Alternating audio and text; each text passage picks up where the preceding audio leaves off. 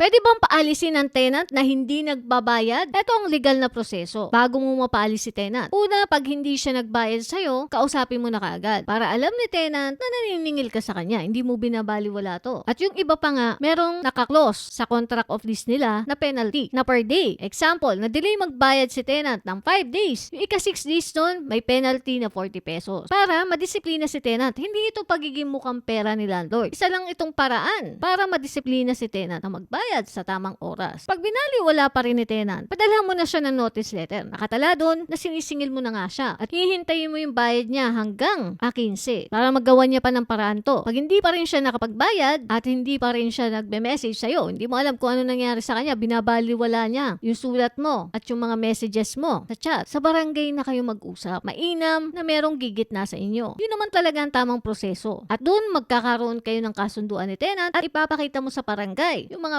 messages nyo. Kaya napaka-importante yan, i-screenshot mo yung mga conversation nyo, pati na rin yung notice letter na pinadala mo kay tenant. May katibayan ka, siningil mo naman muna si tenant bago mo idaan ang barangay. At eto rin yung nakatala sa contract of lease nyo. Ebidensya mo rin kasi yan. Pag sagad na, ayaw pa rin ni tenant magbayad, ayaw din niyang umalis sa paupahan mo. Ilang buwan na ang delay si tenant magbayad. Luging-lugi ka na. Panahon na. At gusto mo nang ipakorte si tenant. Doon na yun sa small claim. Hindi naman kailangan ng abogado doon. Bawal nga actually yung lawyer doon. Papakita mo doon yung mga ebidensya mo at yun yung magde-decide kung kailan papaalisin si tenant sa paupahan mo, magkano yung babayaran ni tenant. Malaking kahihiyan na yun kay tenant pag nakarating kayo sa korte. Ibang klaseng tenant na yan. Pag hinayaan pa niyang mapakorte siya, madudungisan na yung pangalan niya. Kaya ka landlord, mag-ingat ka sa pagtanggap ng tenant. Huwag magmadali para hindi ka umabot sa ganitong level ng stress.